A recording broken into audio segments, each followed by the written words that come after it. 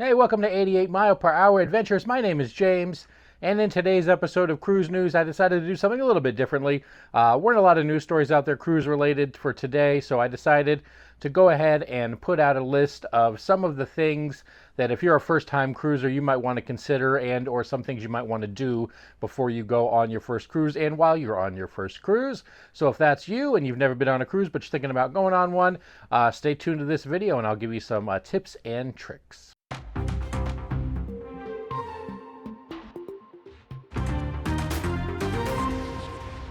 Hey everybody, thanks for checking out the channel. If you are new here, please think about hit that like and subscribe button.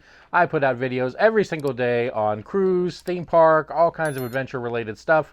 So make sure you subscribe to the channel, hit that like button, and leave me a comment down below. Let me know what you thought about some of these suggestions for new cruisers. And if you have your own suggestions for somebody who's a first-time cruiser, go ahead and leave that in the comments down below. These aren't really in any particular order, so I'm just gonna go through the list. So let's get started.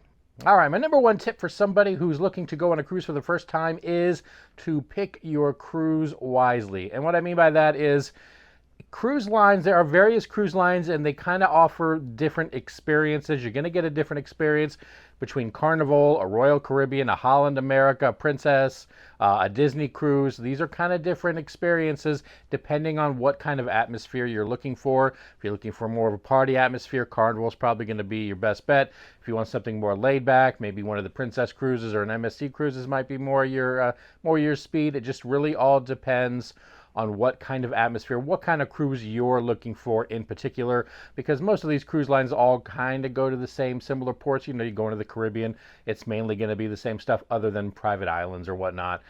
So really the kind of experience that you want is going to be dependent on what type of cruise you want to do. I've mostly done Carnival, and then I've done Royal Caribbean. Haven't really tried out some of the others, but I know there is a different kind of vibe in regards to those. So yeah, make sure when you look at cruise lines, you definitely want to make sure you pick one that kind of meets what you're looking for out of your cruise. All right, my second tip for first-time cruisers is going to be make sure you read the website. Whatever cruise line you decide to pick, whether it be Carnival, Royal, Princess, you know, Holland, anything, MSC, make sure you read their website very carefully. Each one has their own rules, way of doing things, things you need to make sure you have, things you know you shouldn't bring. All that good stuff is all going to be on the website, so make sure you read that. Any kind of communications that once you finally have picked a cruise, make sure you read those as well, because any one wrong thing, especially before you get on the ship, could be the difference between you getting on the ship and you just going back home absolutely empty-handed. You didn't get to go anywhere. So make sure you read exactly what's needed, what's not needed, you know, things you can bring, things you can't bring, you know, any of the paperwork you need to have. Make sure you read all of that. Make sure you know all of this, the fine details of everything, because like I said, it can be the difference between having a good cruise and just really, you know, screwing the pooch on it. So make sure you double check on that and read everything you need to know about your cruise before you go. All right, my number three tip for first-time cruisers is to bring your passport. Now, I know a lot of cruises you do not have to have a passport. Technically, if a cruise leaves from a port in the United States and it returns to a port in the United States, you don't technically usually need to have a passport. So if you happen to leave from Miami, you're doing a little Caribbean cruise and you return to Miami, you do not technically need a passport. You can get by with just a birth certificate, usually. Some places do require a passport, but usually you can get by with a birth certificate. But I highly recommend bringing the passport, and the reason is just in case. You always want that just in case, because the cruise ship, you might not need a passport. You may get by with the birth certificate, but if something happens while you're at a port in another country, for whatever reason, you have a medical emergency, you stay there, you have to fly back, you will in fact have to have a passport to fly from somewhere back into the United States. If you don't have one, then you're going to have to be spending a whole bunch of money. You're going to have to go to an embassy. It's going to be a whole, ordeal for you. So I always recommend the best thing to do is to have your passport just in case. It's always a just in case something weird happens, make sure you have it. That way you don't have to worry about if you have to fly in or something else, that you get left, you just don't make the cruise ship. You're one of those folks that you have that passport. It will really save you a lot of headache in the long run, just in case something happens. All right, and my next tip is going to be if you are flying in to the city where the cruise is going to leave, make sure, or even if you're driving, you should really get there a day early. Do not be one of these people that tries to, oh, my cruise, I check in at noon, I'm going to fly in that morning. Everything's going to be good, because you, especially with airlines today, you really just never know. If your flight gets delayed or canceled and you have to get you another one, there's a very good chance you aren't going to make that cruise ship. So it's always good to at least fly in the day before. If you can fly in the day before that. You always want to make sure you give yourself enough time to get in there. You don't want to be especially rushing around trying to get on the ship. So, and like I said, that can be the same thing if you drive in there too. Like, I live in Florida, so I usually will just drive to ports. But if it's going to be something like I'm in the Tampa area, if I'm going to be flying out of Miami, or I'm going to be cruising out of Miami, I should say, usually I'll get there the day before just in case. I don't want to have to rush. I don't want to worry about a flat tire or something happening where I don't make the ship just because I, decided I was going to go there last minute. So whether you're flying or even driving, unless you just happen to live in the city, like if I take a cruise out of Tampa, I'm obviously here already, so I don't have to worry about that. But even if you're driving, it usually can be a good idea to go ahead and just go ahead and book a hotel for the night before. That way you do not have to worry about, rushing hours and hours to get to the cruise port. So it's always a good idea, if you can, to at least arrive the day before your cruise. All right, another tip is going to be, when you are on the cruise ship, it is a very good idea to buy some type of charging ports or some type of multi-outlet device that you can plug into an outlet, because cruise ships do not have a lot of charging outlet or electrical outlets. There's not a lot of places you can plug anything in, so it's always good to get one. If you get the one that can plug into one outlet and it's got multiple, or like one I have, it has multiple regular outlets and then a couple USB ports that you can plug into. That is something you want to have, because rest assured, you're probably going to need to charge a lot of things. If you have a cell phone, you've got two people, that's two cell phones. You got a camera, you got to charge your camera. Any of this stuff like that, you have to charge. You want to plug in some type of alarm clock, you're going to need to plug that into. There are not going to be a ton of outlets in your cabin, so it's really a good idea to kind of get that like multi-outlet thing you can plug into the one outlet, and then just have multiple ones available for you.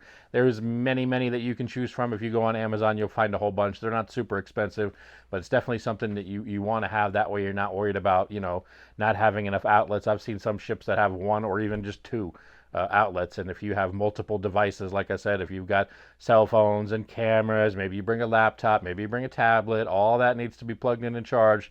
You don't want to have to worry about unplugging and plugging things back in. So it's always good to just have one of those. Like I said, you could probably get one for $10 or even cheaper than that on Amazon. So that's definitely something I highly recommend you pick up before you cruise. All right, this next one is something that a lot of people recommend. I've never actually done it because it's not something I usually do when I first get on a cruise ship, but some people like to get on the cruise ship and immediately go to the pool. So if you're one of those people that wants to get on the ship and go straight to the pool, it is a good idea to pack your bathing suit. Either, well, A, you could just wear your bathing suit and put some clothes on over top of it, or B, make sure you pack your bathing suit in your carry-on luggage, not the one that you check, because that can take a while to get to your room, depending. So if you just want to go to that pool, you don't want to have to wait for your check luggage to show up. Like I said, either wear it underneath your clothes, that way you can just take clothes off and get on in, or bring it with your check luggage. That way you can kind of hop in the pool. I know a lot of people like to do that because when you first get on the ship, it can really be kind of crazy. Everybody wants to go to the buffet, so a lot of people kind of like, I'm going to go to the pool and chill out while everybody's kind of running around. So if that's something that you're interested in doing, you want to make sure you have that bathing suit available for you. So make sure you either, like I said, wear it under your clothes, and then you can just take your regular clothes off and be good, or pack it in your carry-on luggage. All right, number 7 is just not really so much as a tip. It's just a kind of, expect this. On embarkation day, when everybody's getting on the cruise, the elevators are going to be a nightmare. They always are. I don't think I've ever seen any ship where the elevators were not a complete and total zoo when people first get on, because everybody's trying to go to different places all at the exact same time. They're trying to go to cabins. They're trying to get to the food. They're trying to explore the ship. So those elevators are going to be a zoo. If you can take the stairs, highly recommend taking the stairs. If you can get to an opposite end of the ship, that can also be a good idea too if you need to use the elevators. Those mid-ship elevators you are going to be waiting for a while. There's going to be a bunch of people there. You're going to be standing at that elevator. You're going to be waiting 10 minutes, and then somebody's going to walk around the corner with a group of 5 people, and that elevator is going to pop open right when they get there, and they're all going to rush on while you're standing there waiting even longer, and it's going to be frustrating. So just keep that in mind, that the elevators on embarkation day are a nightmare. It does get better. Depending on the ship, they can still kind of be, especially when people are first, or they're coming in, or when you get to a port, either people are leaving or coming back. It can still be a nightmare, but embarkation day is definitely, at least in my experience, the worst with the elevators. So just expect it. It's going to happen. It's not going to be like that every single day unless you're on a terrible ship. So just kind of ride the wave and relax on it. Like I said, if you can take the stairs, or try to make your way to opposite ends of the ship because there will be less people there. Or especially if it's embarkation day and you don't need to necessarily go to the food at the back of the ship, make your way to the front, hop the elevators there. Another key on the elevators is everybody and their mother, if you're on the lower levels and it's embarkation day and you're going up and everybody and their mother is going up, you go down. Hop that elevator, hit that down button. Nobody's going to be coming with you. Go down one floor, then come up the rest. Then you're on the elevator. Just a couple of elevator tips for you on that one. Just expect it to be a zoo on embarkation day. All right, my next tip is going to be, if you are going to do excursions, and who doesn't like to go to a port and do a nice excursion, make sure you know the difference between the ship excursions and private excursions. There's a give and take depending on which one you do. The ship excursions that are through the ship that you would book through probably the website, or if you go to the desk, those are going to be a lot more expensive than the private ones that you book yourself, or when you get off the ship that people are saying, hey, you want to go do A, B, or C. However, there is a reason why you might want to do that on the ship. The reason is because if something happens while you're on that excursion and you're late, the ship is going to wait for you. That ship will not leave if there's an excursion out that went through the ship. I don't care how late it is. That ship is going to sit there until that excursion comes back. They are not going to leave you there. Now, if you're doing a private excursion, it's going to be a lot cheaper. However, if something happens and you're late, bye, that ship is gone and you're flying to the next port, or you're flying home, or you're making some kind of arrangements. They will not wait for you. Only if something happens, only if you are doing an excursion booked through the ship will they wait for you. So keep that in mind. Most excursions that are private aren't going to be like, if you happen to leave the port at 5, they're not going to be done at 4:45 or something like that, unless they're terrible. Most of the time, you're going to have plenty of time in case something weird happens that you can get back to the ship. And a lot of times those private excursions, you can find some really good ones that are really interesting, a lot better than the ship one, and it's going to be a lot cheaper. But just like I said, keep that in mind when you do it. And it's also something you want to research. The ones from the cruise line, obviously they, have a certain level of, things they've checked. So anything you're going to do private, you need to make sure you research in advance. But it's kind of, like I said, it's a give and take on that one. So make sure you know all the ins and outs of that. And obviously, like I said, know that the ship-wide excursions, or the ones that go through the ship, will wait for you if something happens. Private ones will not, but you'll be paying a lot more money for those excursions than you would for the private ones. So that's kind of something you might want to pick. And a lot of people will strictly go one way or the other, or they'll mix and match. They'll do some through the ship, some through private. Just make sure you're aware of the time, and if you do a private one, make sure you give yourself plenty of time to get back to the ship. You don't want to be that person in that video that everybody's laughing at, running back to the ship. I never understood the fascination with people. Oh, I sure do hope there's some pier runners. I understand that, hey, it's your own responsibility to get back to the ship, but the level of sheer joy some people get out of someone's misfortune because they didn't make it back to the ship, really, I just never understand it. I'm not going to go off on a tangent on that one, but make sure you're not one of those people. Make sure you get back in time. So be careful when you pick a private excursion if you decide to go that route.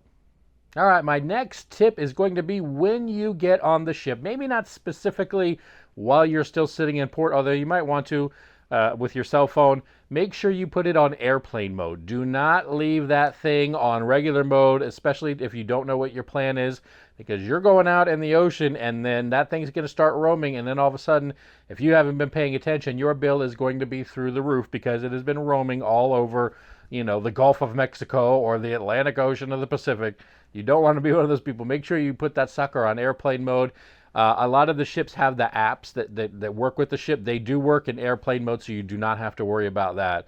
But if you don't want to be, now some plans, it won't matter. You can use them in other ports. But make sure that if that's something you decide to go with, make sure you know 100% from your phone company what exactly is going to be covered on that, or where you can use that phone, because you might end up getting a real big surprise from your cell phone company the next month when your bill comes in. So it's always good to put that on airplane mode. Like I said, when you're in the port, like when you first get on the ship, You don't necessarily have to because you're still right there. But being in the bowels, deep into the ship, it might start roaming anyway. So it's always a good idea when you get on there just to go ahead and flip that sucker to airplane mode. That way you don't forget about it and you're going to be good and not get a little surprise when you come back home. All right, my next tip for first-time cruisers is, me personally, I like to have a room with some type of, not necessarily a chair, but a seat, like a couch. It can be a small, like two-seater love seat kind of couch, but I like a room that has a couch. It doesn't necessarily have to be some huge couch like in a balcony room. Some cruise lines have small couches in there or love seats, even in the interior rooms. I always personally like to have those, and the reason for that is, especially first-time cruiser, you're out and you're doing a whole bunch of stuff, and you could say, let's go back to the cabin, rest up a little bit. You get tired. If you don't have a couch, what are you going to do? You're going to lay down in the bed because that's really your only option, and then there's a good chance you're going to be out like a light for the next 3 to 4 hours. I had that happen on my first cruise, so I vowed never again. They do have like chairs you can sit in on a lot of those interior, but they're not the most comfortable, so you really don't, and there's just one chair. There's probably going to be more than one of you in the cabin unless you're doing a solo cruise. So me personally, I always like to make sure, even if it's an interior, I know all cruise ships don't do this, but at least have some type of love seat, little couch or something like that you can kind of sit on when you're in there and you're relaxing for a little bit, so you don't have to worry about immediately dozing off and falling asleep, and then you miss out on a whole bunch of activities you were going to do. So that's just kind of one of my little personal things, is I try to make sure I have some type of seat in the room. So that's kind of, and like I said, depending on the cruise line, you can get that in the interior. Sometimes you have to go for the upper levels, but it's definitely something I always try to get whenever I go cruising. All right, and my last tip for first-time cruisers is, whatever you do, do not have any kind of FOMO when you are on the ship. I know when you first, and it's happened to me when I first got on the ship, you go through that app, well, depending on, most ships have the app, some don't. You go through that itinerary of all the activities, and there's a million things going on in that ship, and you start to be like, I got to go to here, to here, to here, to here, to here, to here, to here, then I got to go see this, and this, and this, and then I'm going to here. Relax. I did this the first time. I was picking everything. I was always on the move. Remember, it's a vacation, and you should at least kind of chill and relax yourself. I know you want to go see everything. There's all this stuff, especially if you've never done it before. It sounds amazing. You want to go check out 1,000 different things, but you also don't want to wear yourself out throughout the day. You don't want it to be like a stressful event to make it, we got to run to the opposite end of the ship to get to here. Then we got to come all the way back to here. Just kind of relax. If you miss a couple things, you miss a couple things. To always make sure you take the time to just kind of chill out. Have a seat on the Lido, or no, doesn't have to be the Lido deck, any deck really, any outside by the pool area. Just have a seat, just relax for a while. Just make sure you at least get that into your day. Don't try to worry about going to 3,000 events all within the course of one day. If you miss something, you miss something. That's what a second cruise is for. You do some of the stuff you didn't do in the first cruise. So make sure, like I said, it's helpful, because I was like that. I try to do 1,000 different things, and my stress level was up here, and I'm supposed to be relaxing on vacation. Make sure you just kind of, don't even look at the app. Just, wake up in the morning, get some breakfast, just go sit out for the pool for a while, and just watch the water go by, especially if it's sea day. And just watch the water go by, relax, enjoy yourself. Try not to stress yourself out trying to do 1,000 different things that are on there. That's just stuff to keep you busy. You can always skip all of that and just chill out by the pool. So make sure you relax. Don't worry about missing out on anything, and just enjoy yourself while you're on the cruise. All right, everybody, that is going to do it for this episode of Cruise News. Leave me a comment down below. Let me know what you thought about some of these tips and tricks for first-time cruisers. If you're somebody who's cruised for a while, leave a comment down below. Let me know any of your maybe personal tips or anything that you could suggest that first-time cruisers would do. There's a whole bunch more, but I did want to make this like a hour-long video. So leave me a comment down below. Let some of these first-time cruisers know some of the tips and tricks you would have, or advice you would give for somebody that's going on their first or maybe even second cruise. And as always, everybody, thanks so much for supporting the channel and watching, and I will see you all in the next video.